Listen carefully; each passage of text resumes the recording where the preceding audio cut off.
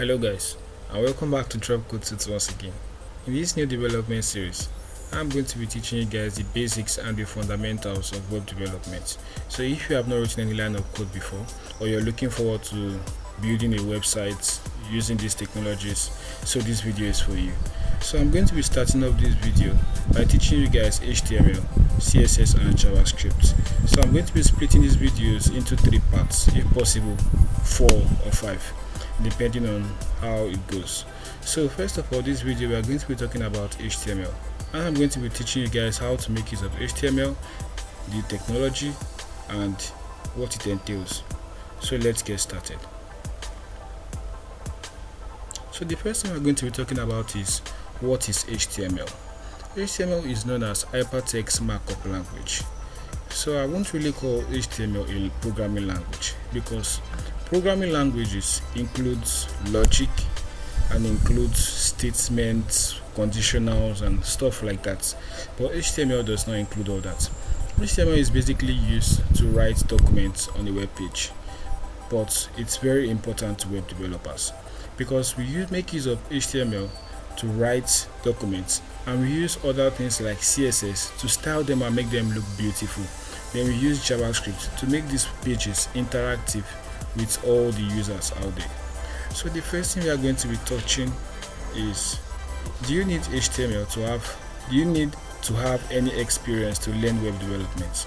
No, you don't need any experience to learn web development. I started out as a nobody.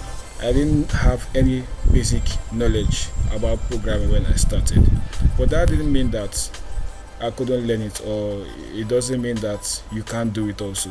So you don't need any requirements to learn programming, to learn web development. So the tools we are going to be making use of for this video, for the browsers, I will recommend Google Chrome, because Google Chrome is much more faster and is much more better. But if you don't have Google Chrome, you can make use of Mozilla Firefox, or if you're on the Mac, you can make use of Safari or UC browser if possible.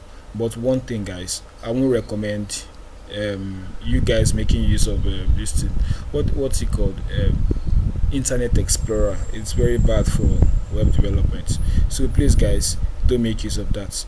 It's better you go online and download Google Chrome, Mozilla Firefox, or if you're on the Mac, make use of Safari, or you can also make use of Google Chrome. It's also available on the Mac system. And if you're on a Unix platform like I'm also using here, I'm using a Linux system, almost everything on this list is available except from Safari, I think. So for text editors, my favorite is Visual Studio Code, but for this video we are going to make use of Sublime Text. Why? Because it's kind of the easiest to start with while learning web development. There's also Atom, and we have TextMate for Mac users, so you can make use of any one you want to. But for this video, I'm going to be showing you guys how to install Sublime Text and how to get it started. Enough talk, so let's jump in. So to start this video, first thing, you're going to open a Google page, then just type the Sublime Text editor. So we're going to get a page here. This is the logo. So we're just going to go to the website to download Sublime Text. So here it is. So this is the website. This is where Sublime Text looks like. Used for writing code. The reason why I recommend Sublime Text is because it allows you to write code in a very organized way. So this also applies to other text editors too. Instead of using something like a Notepad or Notepad++, I will recommend you guys make use of a real text editor that shows you guys how to write code, and wherever there are mistakes, it points it out for you. So we're going to go over to the download page. Here we have Sublime Text available on Mac. We have it on Windows 32-bit and also the 64-bit version. So for Linux users, the instructions are also here. Because I know most of you guys are going to be making use of Windows for this, so I'm going to start with the Windows before jumping into the Linux. So I click on Windows. It's going to load the page. then it will give you this pop-up for you to download. I'm using a downloader, but if you're using your browser to download, it's going to pop up somewhere around the top or the bottom of the browser. So once you're done downloading, you just continue clicking till it's installed on your system, then that's done. But for the Linux users, you click on the Linux, it gives you a page, a set of instructions you have to type into the terminal. It's not hard. You just copy and paste this into your terminal, then that should work out for you. But I have already installed Sublime Text, so I don't need to do all this. So once you guys are done with Sublime Text, what you want to do next is to minimize your browser.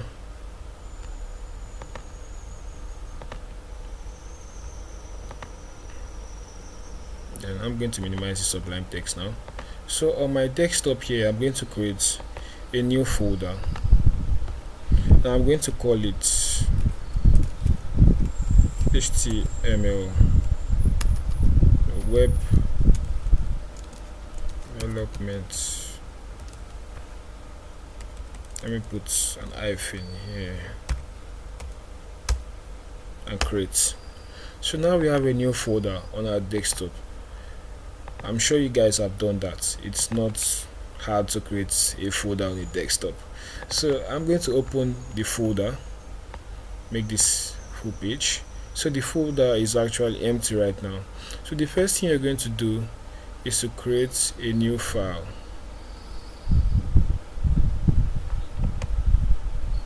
But for me, I think I can only create new folders, I guess. So that's for that. But if you're on a Windows system, create a new file here, then call it index.html. When writing HTML, we make use of an extension called index.html like this. It has to have this extension right here. It has to be a .html. So if you've done that, you should be able to see either your Chrome logo on the file or any other browser logo on it, so it can be opened up in a browser.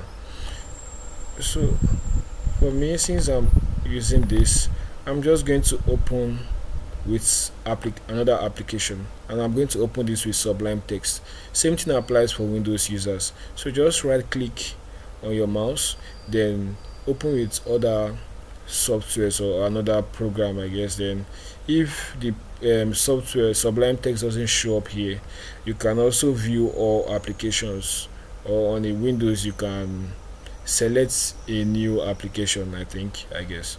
So I'll click on Sublime Text now. Another way of doing that on a Windows system is, if that does not work out, just open Sublime Text right from your application. Open Sublime Text, just click on Sublime Text. When it's opened, you can click on the file here, then open a folder, then to show you the list of directories on your system, then go to your desktop, then click on the folder we just created, then click on open. Once that is done, it's going to open a new desktop for you. So I'm just going to close this and make this bigger so we can all see. So now that we have opened up our folder, you can also create files from here by right clicking on your folder here at the top left corner. You create a new file, click on new file. It shows this untitled. Then you're going to do Ctrl S to save the file. Then you're going to name your folder, your file, name it index.html, then click on save to save the file. So after the file has been saved, the next thing we are going to do now is to write our first code in our text editor. So I'm going to write hello world. So hello world, it's like the first thing every programmer learns while learning a programming language or markup language. So after writing this hello world, the next thing we are going to do now is to minimize our text editor. open our folder, we should have index.html in there. So if you can see your index.html file, you right click once again and open with Google Chrome or whatever browser you have installed on your machine. So when I click that, it's going to open up my browser, as you can see. Then we have hello world printed on the browser. So if you have successfully done this, then we can now start writing some real code. So I'm going to jump back into my text editor. So I'm going to be teaching this HTML markup language step by step. And the first thing every developer writes when an index.html file is created, or any .html file, is the doc type. This. So this is the first thing you write in HTML. And what is a doc type?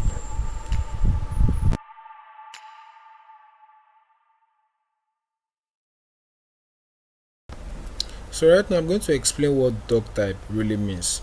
Doc type is used to define the document type.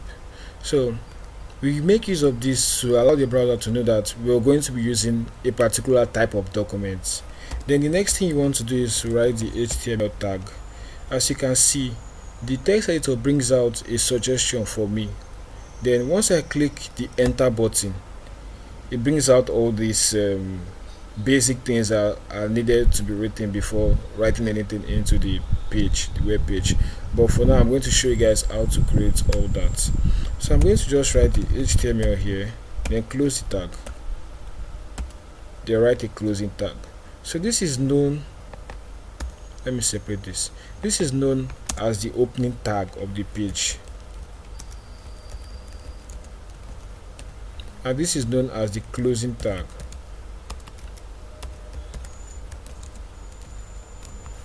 So in HTML, almost all tags have a closing tag, in fact, but they are written, some are written in a different format. But most of the tag, as you notice here, we always have this symbol before the closing of the tag.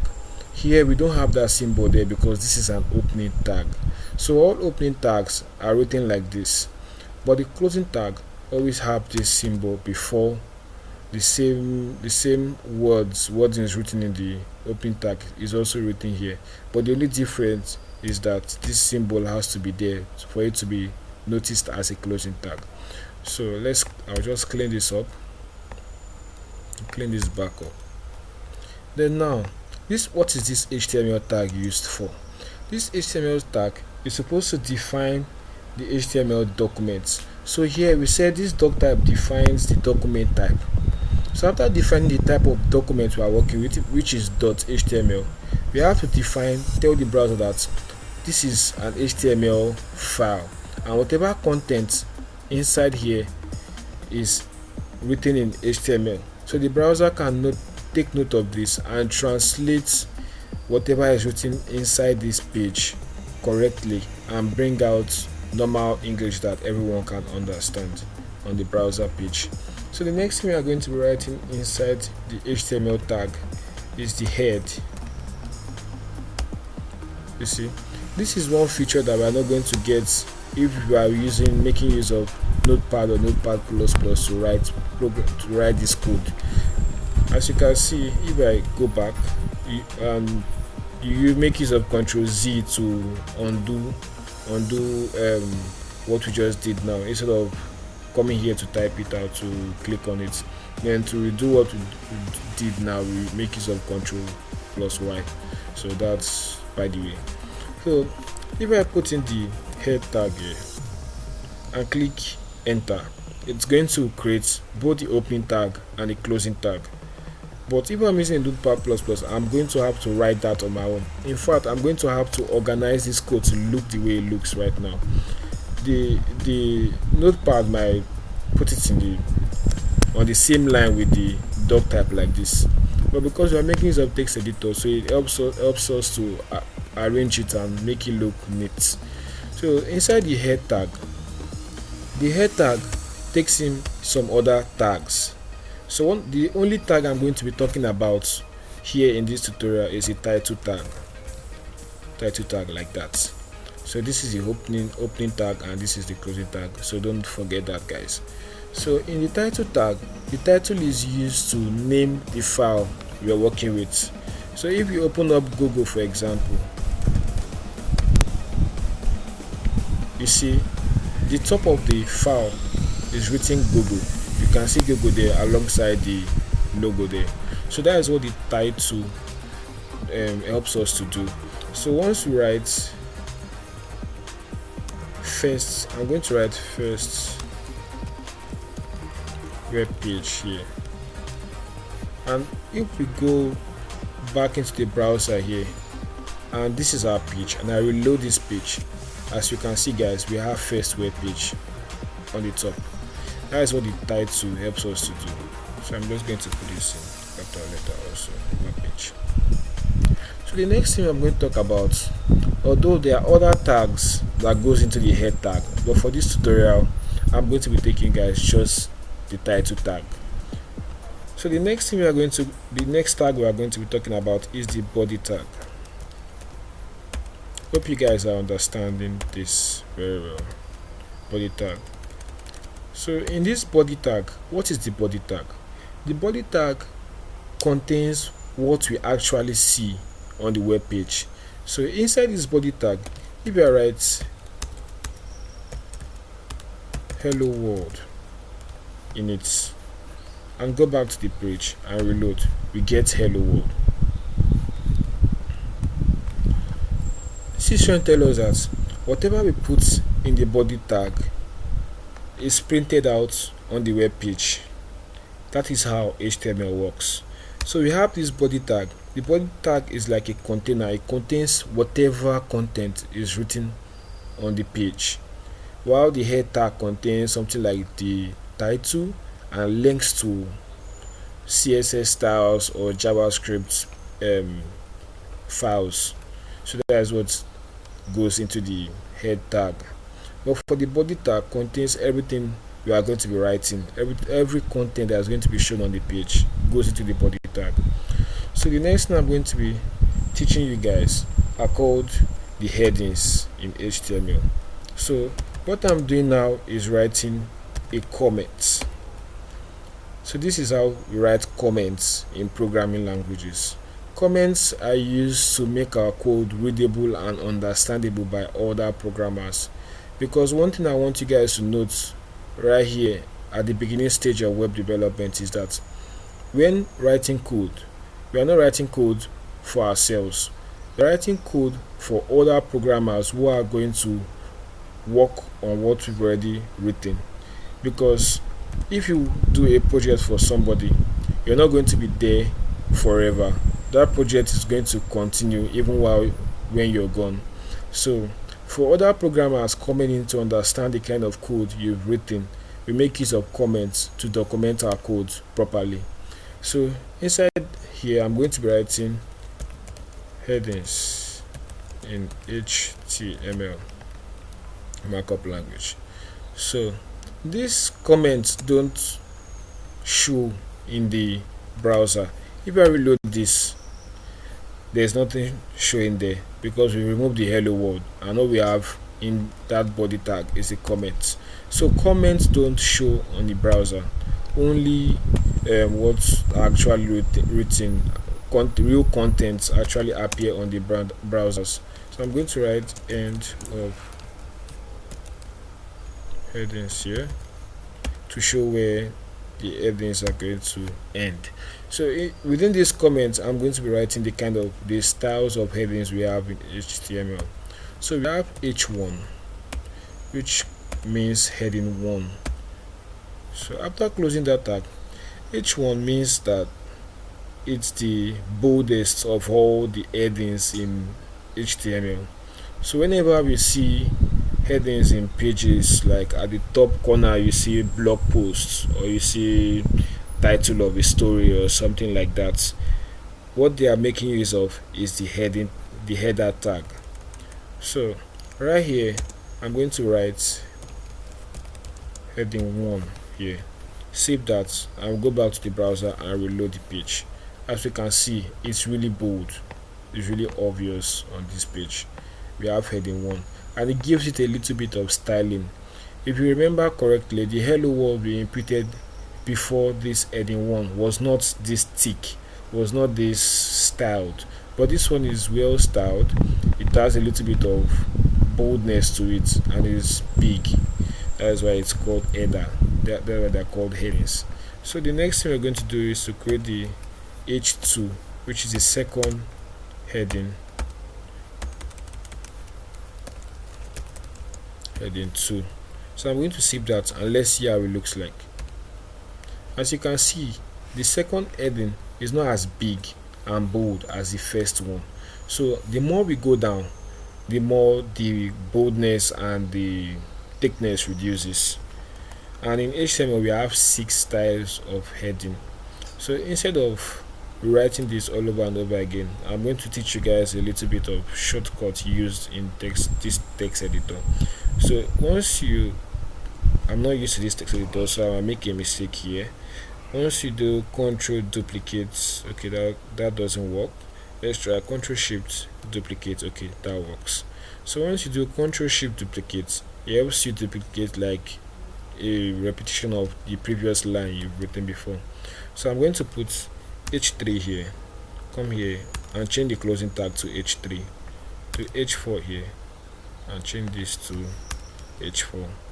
Same thing with this h5 and change this also to h5, then h6, then change this also to h6. Then we come here and put heading 6, 5, 4, 3, 2, 1, like that. Let's save it and look at how these headings are styled.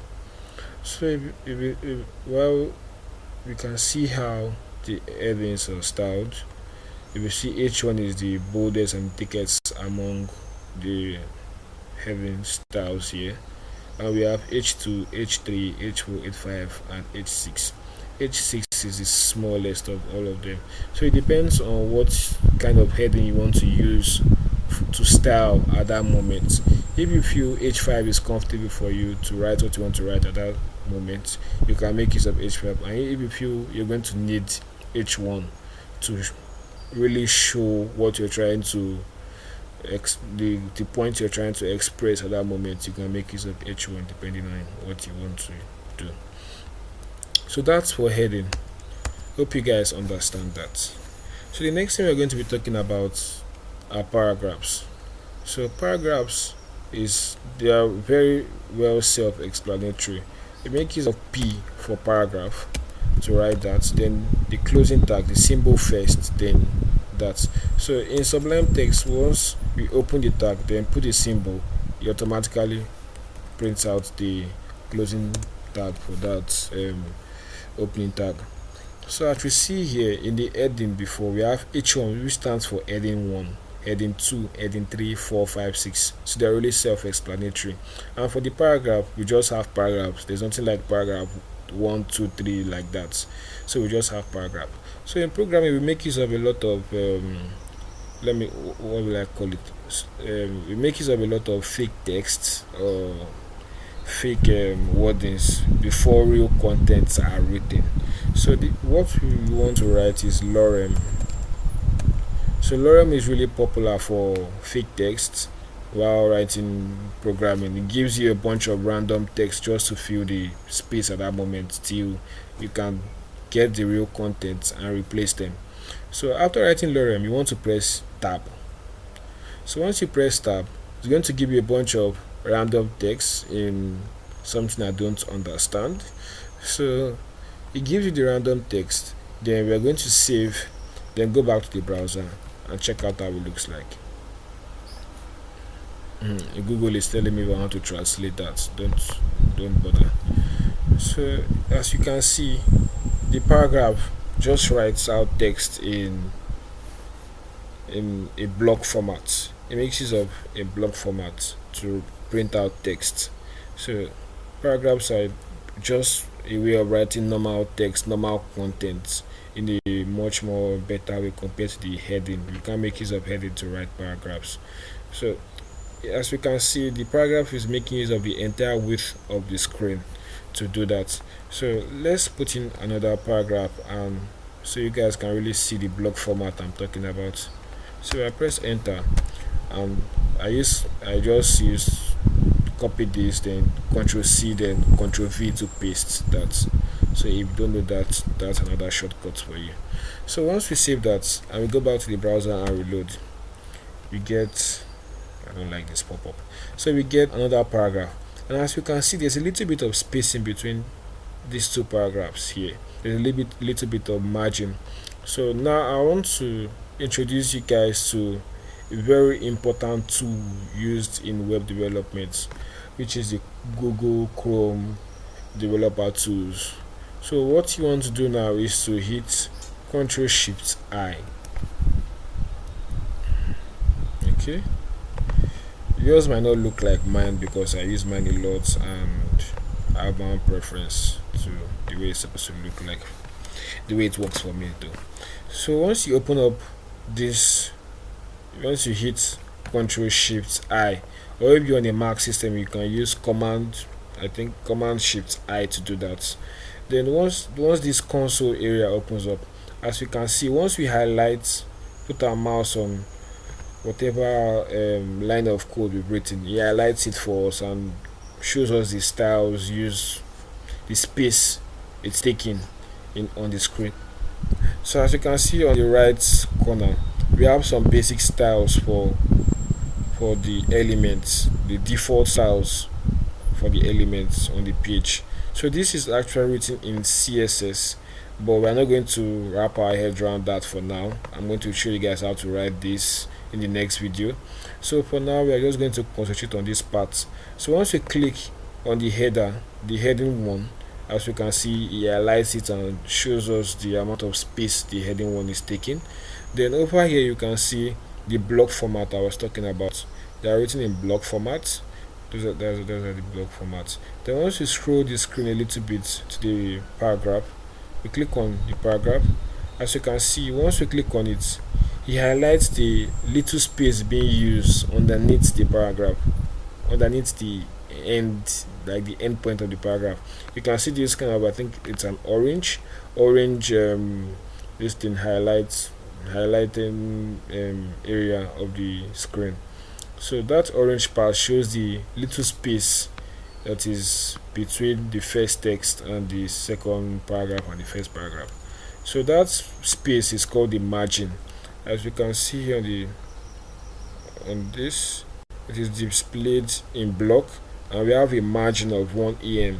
Don't bother about those this em part of it, but it just shows that there's a little bit of space between the first paragraph and the second paragraph. These EMs are used as measurements. There's EM, there's PX, and there are so many more for measurements, but most times we make use of EM for more responsive view and stuff like that. So as you can see, if we highlight on the paragraph again, we can see the margin that has been placed there. So we have the console area. This is mostly used for JavaScript, for writing JavaScript languages, and we have the sources, shows you your code, and you can write code also here. You can edit some things here. I think you can you?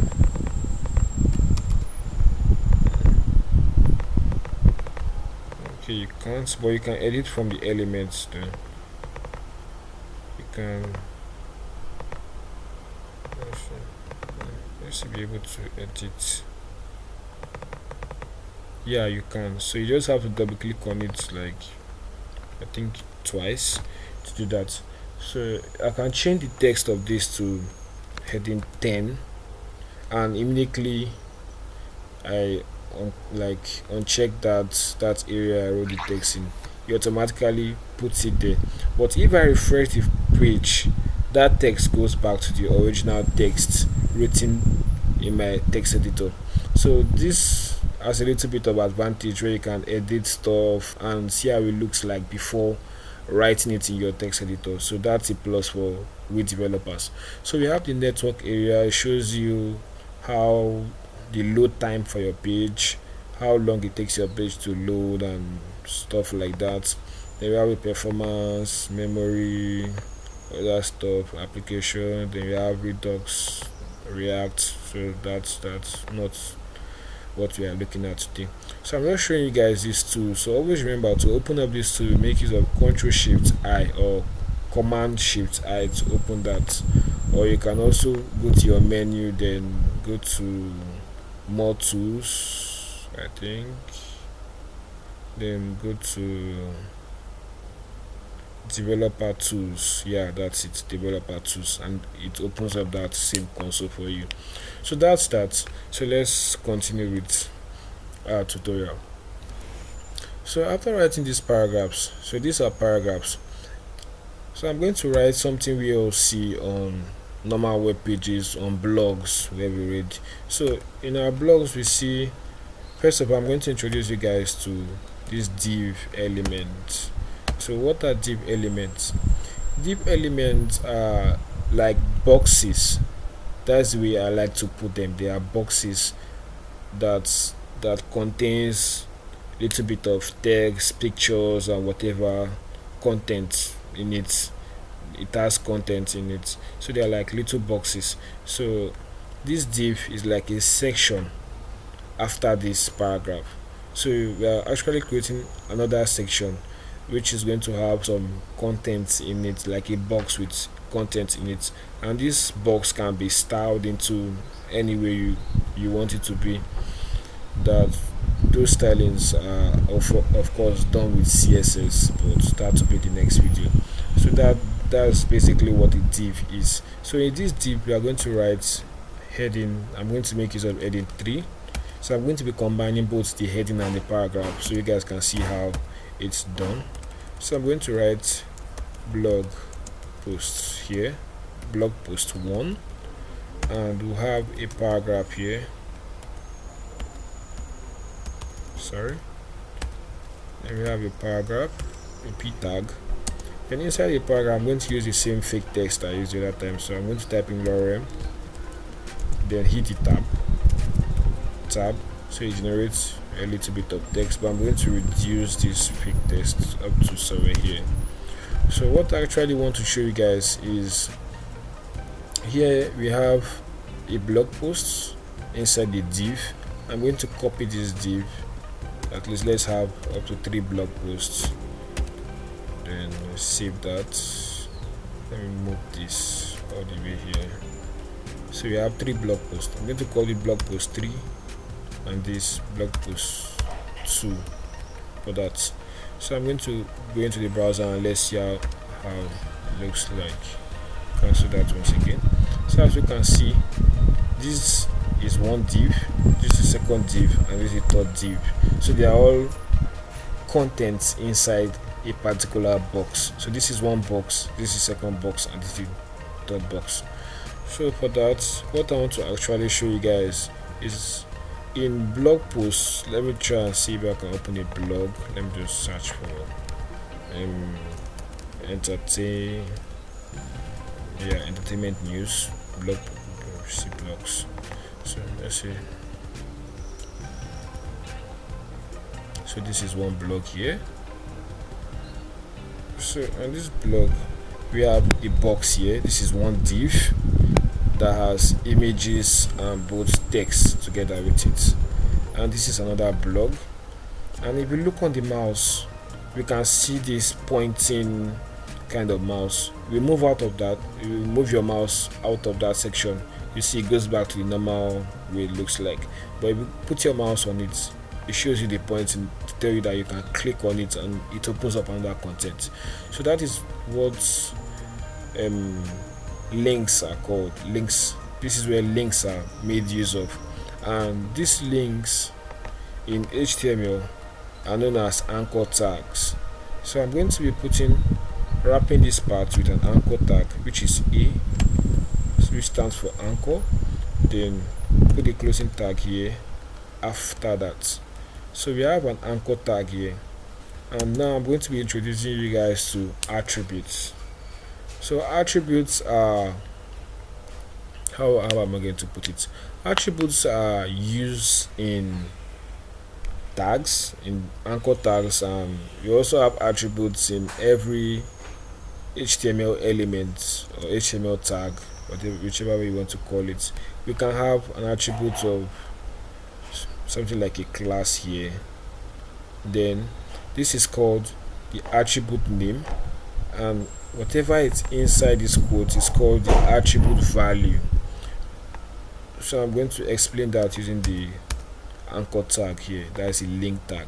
So each tag has its own specific values, its own specific attribute that goes into those tags. Not all tags can make use of the attributes used by an anchor tag. Not all tags can make use of the attributes used in a div tag. So for an anchor tag, we make use of href. You click it, it shows you this equals to, then we have the value here. So you're saying the attribute name equals to a value.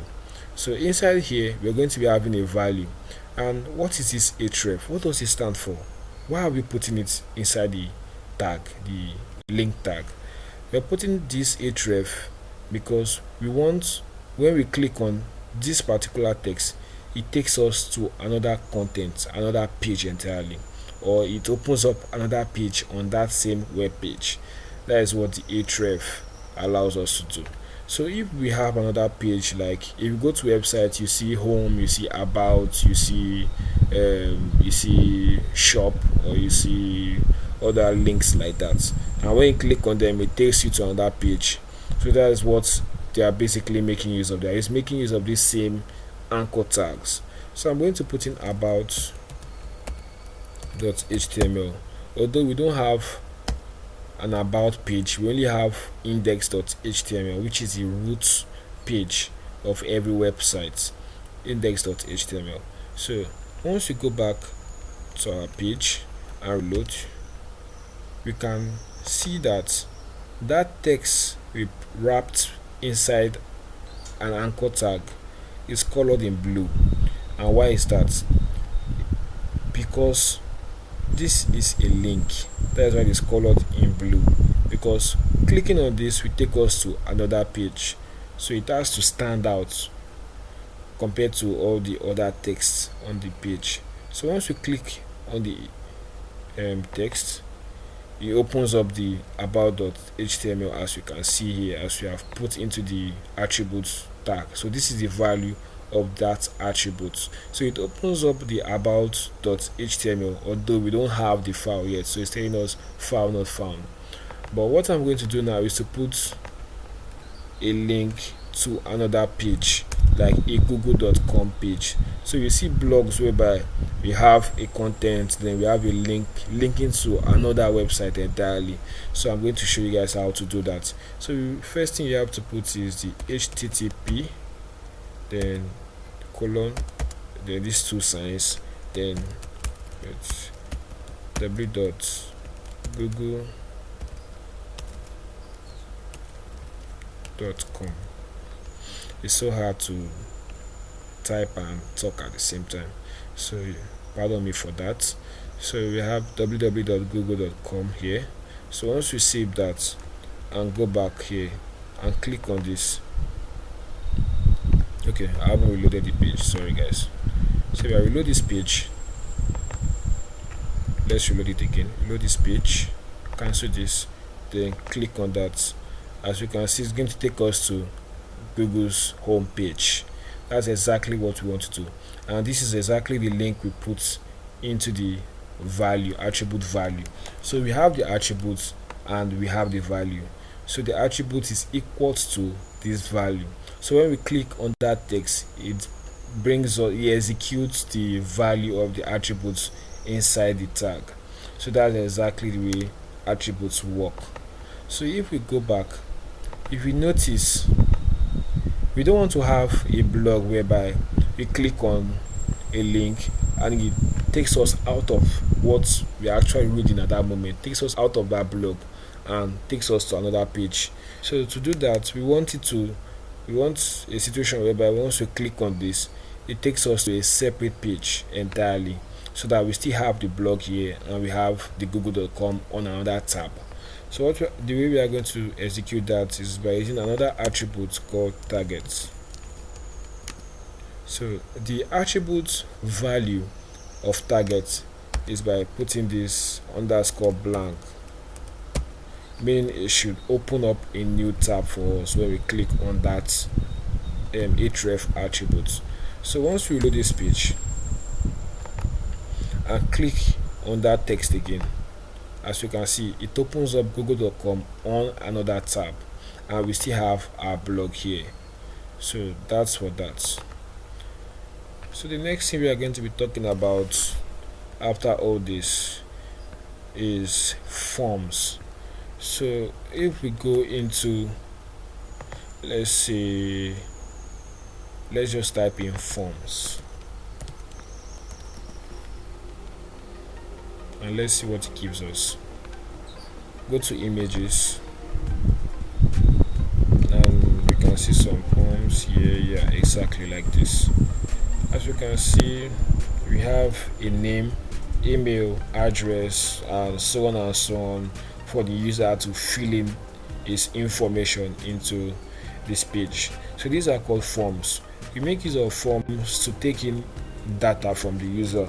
So having a page like this is just a static HTML document, but a document that has forms in it. These forms are used to collect data from the user and send to something like a server or database for storing or for other purposes.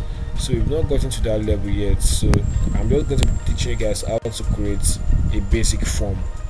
So to do that, and I really want you guys to listen very carefully to understand this part. So I'm going to go down, so you guys don't need to look at this part at all, so you can focus on what I'm going to be showing you guys now. So you're going to have a form tag like this, then it also has a closing tag too. So you press enter to space it out. So the next thing we're going to do is that this form also contains attributes too.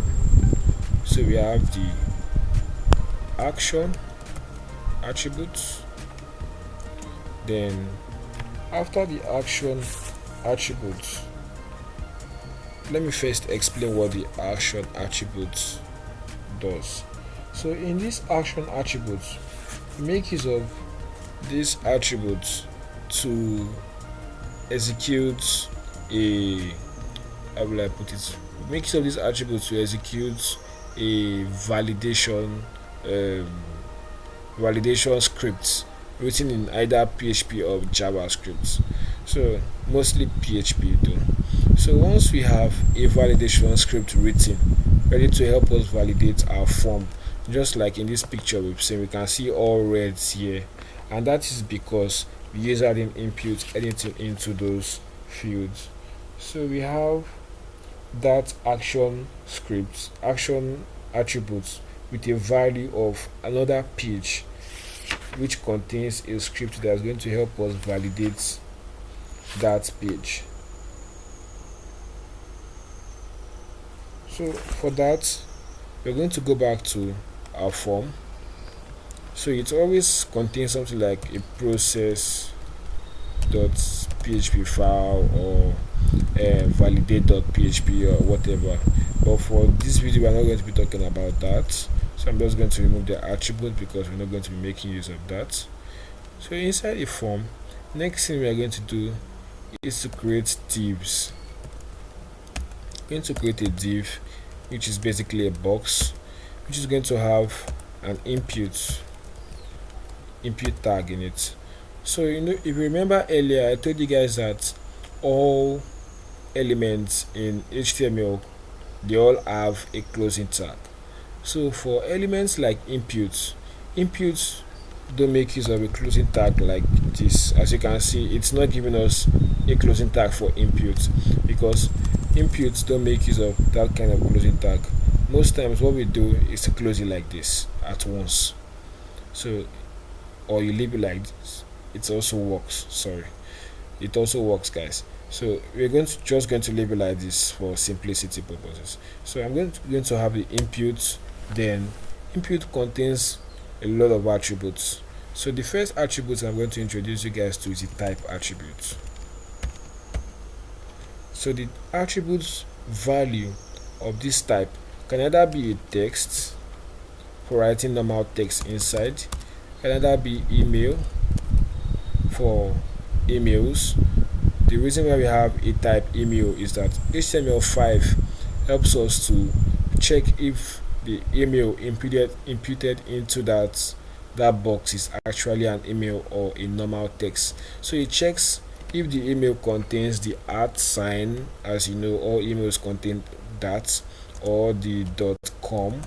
So it checks for that, and if it doesn't see these two values in the email imputed into the box, it automatically tells us that there's a mistake somewhere in the email field. So we are going to be making use of text for this one, because what we are going to be putting into this place is just the first name. So we are going to have text. You are going to have placeholder. What is a placeholder? A placeholder is used in a way like this. Okay, this form is not making use of placeholder. Let's look for something with a placeholder. Exactly, I found one. So as we can see in this box, let me see if I can zoom in so you guys can see. Okay, can we zoom in? Okay, yeah, we can. So as you can see here, we have a name inside the field already written, so to allow the user to know that okay, inside this box we are going to include our names in it. Then in the next box we have address, city, like that, so on and so on. So those text inside the fields there are called placeholders. So that's what they are used for. So I'm going to reduce the zoom back to 100%. 100% back. So that's exactly what placeholder is used for. So inside the placeholder attributes, the value that we're going to put inside is our first name. It's going to be in there as the value. So I think that's all we are going to need for our form first input box. So we are going to duplicate this entire div to create other boxes. Press enter again, enter. So here we're still going to have text, but here is going to be called last name. And then I want you guys to know that there are still other attributes used in this input. We also have the value, also we have the name, but as time goes on I'll be telling you guys what those other ones are used for. But for now, to keep it simple, we are going to stick with this. So we're also going to have the text for the last name, and for here we are going to have the email, because we're going to be telling the user to enter his email here. So to be more specific, I'm going to use a placeholder that explains what this field is for. So I'm going to use John Doe at email.com.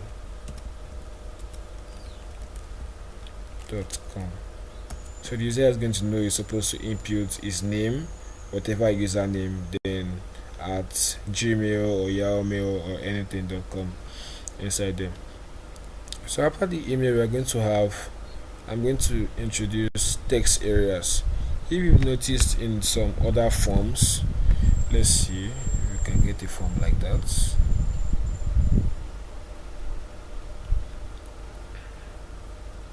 Okay, let's see. Anyway, I'm just going to show you guys how it looks like. So we have this text area for writing in messages and stuff like that. So this one makes use of the opening and the closing tag to it. So we're going to have a placeholder in it, and we're going to call it message in it. So it allows us to write more text it does not limit us to a small box. It gives us a really large box for us to input something inside it. So that's all. Let's take a look at the way our page looks like now. So if we can see down here, we have the first name, we have the second name, the email, and the message. And if you drag this, it can actually be increased or made smaller down the page. So that's for that. So we can also put our first name here, whatever we want to write in there. Allows the user to input data into those fields. That's what the form is for. So lastly, I'm going to put a button here. So we also have type of submit, which takes another attribute called value. This is where the value comes in for the button. So inside the value here, the value is going to act as a placeholder in this case. So whatever we write inside here, either we make use of submit or sign up or login, it's going to be that on the UI on the web page. So if we reload, as you can see, we get a button submit under here, just as we've written the code in our text editor. And you can also change this to sign up also. It's going to be the same thing once we reload the page. As you can see, we have a sign up there. So I know this is not looking too fine and fancy, all because this is just what HTML does. It is used to write documents and write stuff on our web pages, put out text and all that. Then we make use of CSS to style and make it look more beautiful and responsive. So if I minimize this page now, as you can see, it still tries to look responsive, but once you skew it to like an iPhone kind of screen size, it doesn't look too bad. But as you can see, there are some little problems here and there with the responsiveness, and it's too close to the bezel of the screen, and that is not good for web development. We don't create content like that anymore. So guys, for now, this is basically all we're going to touch for now in HTML, I think. So let me see if there's something else I can introduce to you guys. So we have form, we have divs, we have paragraphs, we have headings. Lastly, yes, I just remembered, let me show you guys the HTML5 formats. So this format helps us to arrange our pages in a better looking way and a much more understanding way of writing code. So first of all, we have the nav element here. So this nav is basically used to write the navigation of the page. So we use this nav mostly when we want to create navigation. So any developer that comes and take a look into our code and sees the nav, okay, he knows that okay, the navigation of the page goes in here. And we have what we call the aside. So this talks about like the side navigation, static side navigation content. Let me check out Google if we can find anything like that.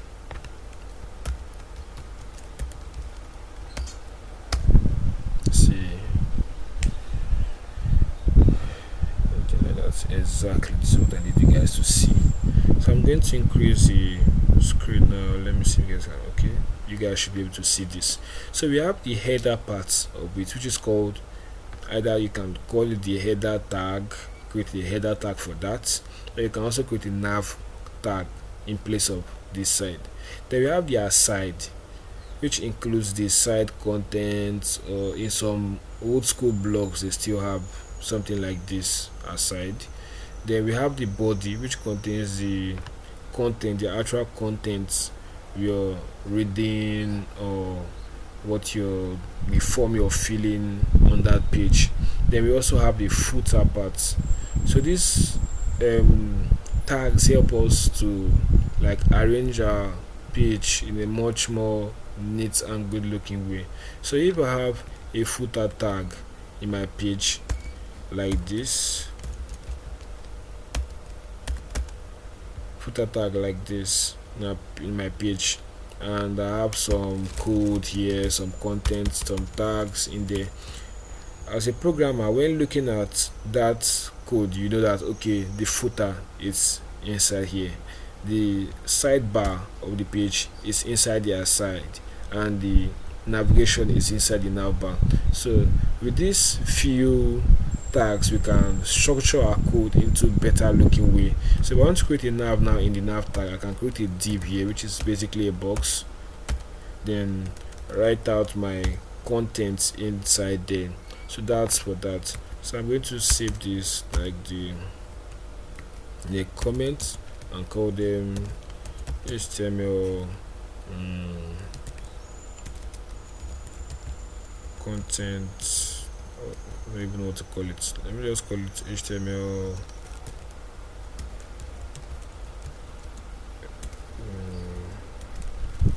page content organizer, something like that. You can call it whatever you want, just to help you remember it very well. So I just remembered some other tags I want you guys to really take note of, which is the listing tags. So we have some tags we make use of for listing things in our HTML pages. So those tags are called, we have the ordered lists like this, OL, not in capital letter, always in small letter. We have the OL tag, and we have the unordered list, which is the UL tag, and this is the more popular one used almost everywhere. I don't still know why, but this is what I learned, and this is what I've been using ever since.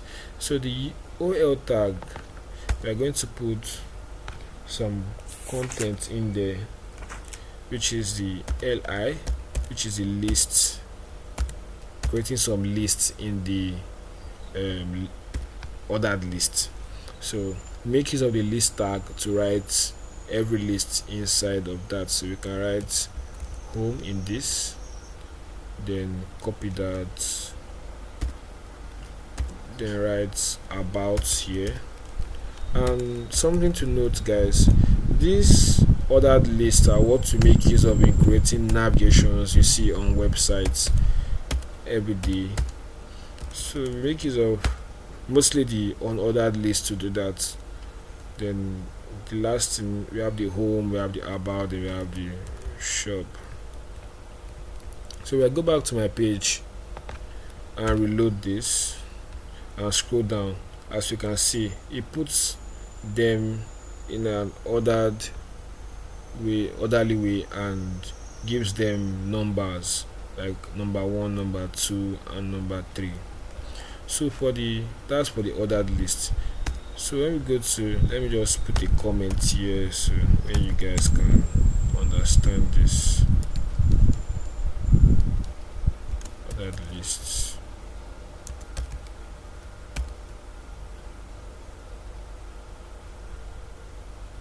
Then come here and call this.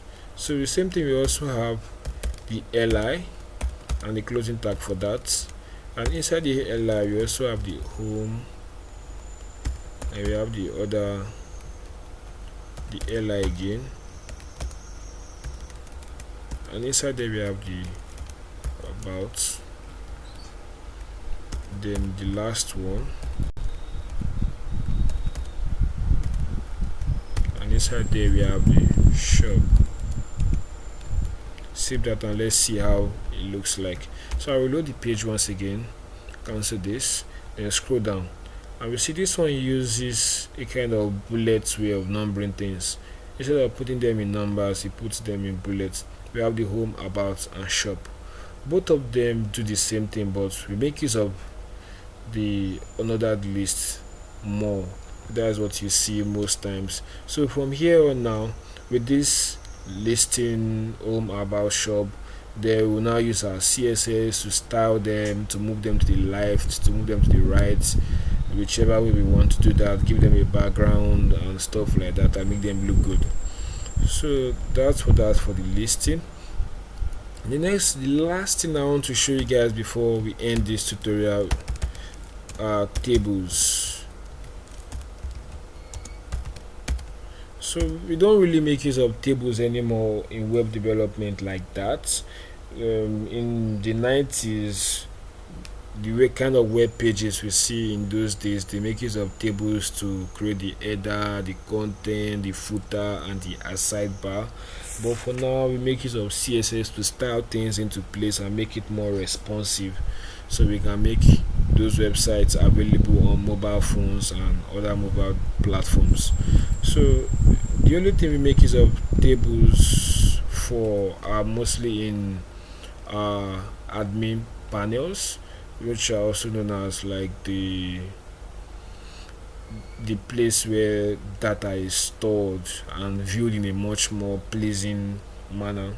So we make use of tables to list out usernames, the email of customers, how many things they are buying and stuff like that, so we can get the listing of all the customers we have for all the biodata of our customers or our members, stuff like that. So tables are used for things like that. So I'm just going to create a comment here and see end of tables.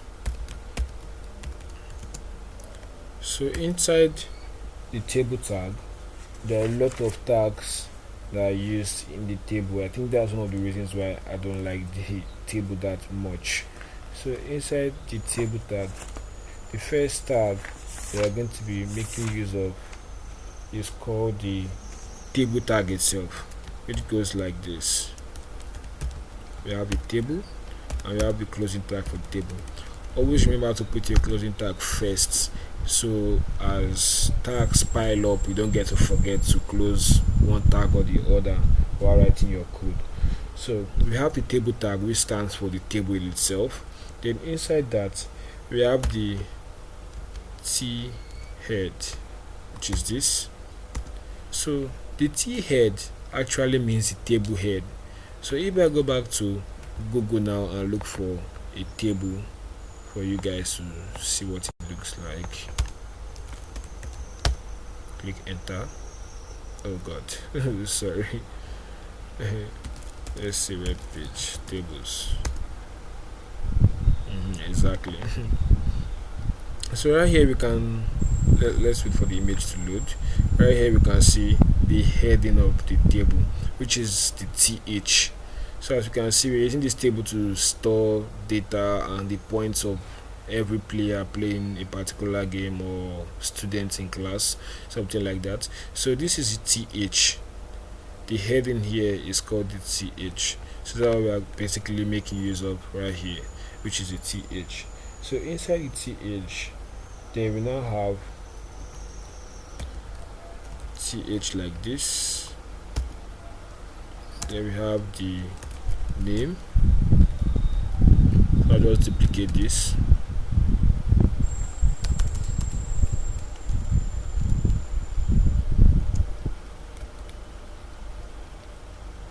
Then we have the age.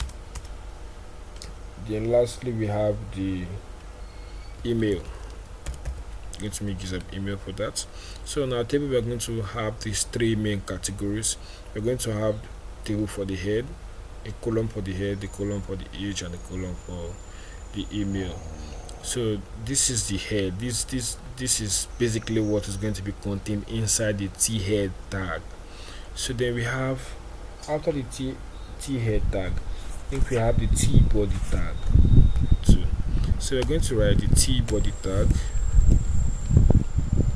t body like that, then press enter to space it out. And inside the t body tag, we're going to be having them in rows. they're going to be in rows. So we have tr like that, click enter, then we have my name. Okay,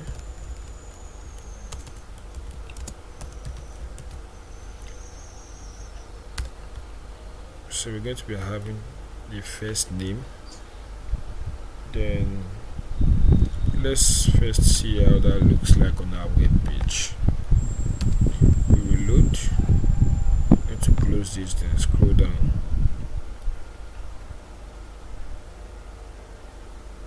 Okay, that's not what I thought it would look like. Let's go down.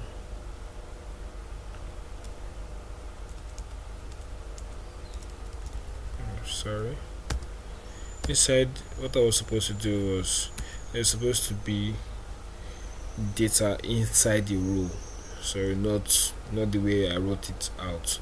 So you're supposed to have another tag called the td tag. So this is where the name of the user is actually going to be placed for the first head. So we're going to have my name. Let me write that again. And let's see how that looks like now. So as we can see, under the name tag we have this, we have the name, we have my name, and the rest of the details are going to be created inside another row. So we're going to copy this. Basically we're just going to be having 3 rows because we have the name, the age, and the email. So we're going to create separate rows for each of them. Then we have the td tag for table data.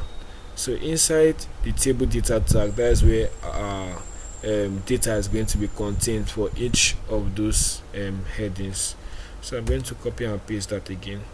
Then with the same thing, I'm going to slot in my age here and save that, and let's take a look at it again. Reload that. I'm supposed to have that under the let's see.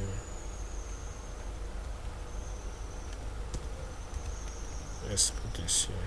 Let's see how it looks like. So okay, we have that table data. So sorry, these are rows. I'm mistaking them for columns. So we have table data for the first row, which is going to contain the first data for the first value up here. So where we have th, the first one, it goes like accordingly. So if you have th, if age comes first, then this one is going to be the first. It's going to come before the user's name. So take note of that. So where you have th to be the name, you have to impute the name here. Then age has to go into the second data. I'm going to duplicate this, then put my email there.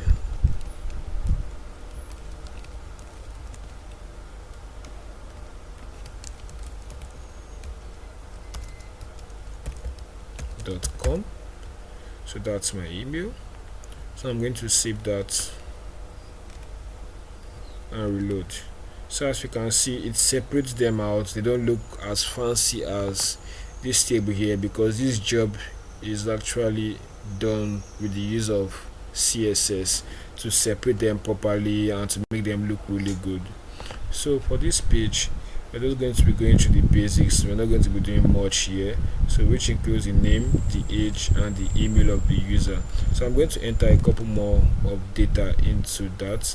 So I'm going to copy this row, Ctrl C, which is going to create another row of data which is going to contain another user. So I'm going to be using another user here. So let's see, do. Then his age, let's say maybe something like 34 years of age. Then we have jdo@gmail.com. We save that. Let's see how it looks like. So we have the second user data right here. So I think this is all we need to know for now. This is basically the fundamentals of HTML. So what I want you guys to do right now is to take your time, go through this once again, and please I'm going to recommend a website for you guys to go to learn this more. This is a website I also used to practice when I was coming up as a developer. Let me increase this back to 100%. So I'm going to take you guys to this website. It's called W3 Schools. So this website is actually good for basic learning. It starts from the base, which is HTML and CSS. So you click on the learn HTML. It takes you guys through all the basics of HTML. As you can see here, the same way we did the tutorial is exactly, I think, the same way they did. Yes, I didn't look at this before taking this tutorial, so I'm just seeing this now. So we have the elements. They are teaching you guys attributes, the heading, paragraphs. We didn't go through styles because I didn't want you guys to focus on that. So links and other things like that. So you guys just go through here, especially the attribute section. Check out the attributes. Here it is. You see, we need these of the href attributes and the attribute name and the attribute value. So just go here, check out some attributes that can be used. This is for images. We're going to touch that in the CSS as we go. So there are basically so many attributes under HTML, but the tags I taught you guys are like the most used ones. So keep yourself based on this, then take your time to practice this, take your time to learn more and make more research. Remember, the more the more effort you put into this, the better you become. Trust me, the better you become with the more effort you put into it. So I want to thank you guys for taking your time to watch this video. The more you go back to it, the more you understand it. So please go back to it and make more research and you get better, I promise you. So thank you all. If you haven't subscribed to my channel, please subscribe now. Click on the subscribe button, and if you like this video, please also click on the like button. It helps my video, it helps the channel also. So if you want more content like this, let me know in the comments below. And if you're having any challenges on what we just did today, so let me know also in the comments below. Put it there and I'll be happy to respond to you. And you can also go to my channel page. I have my email written there. You can also mail me. I will gladly reply you immediately. Thank you very much, and that's all.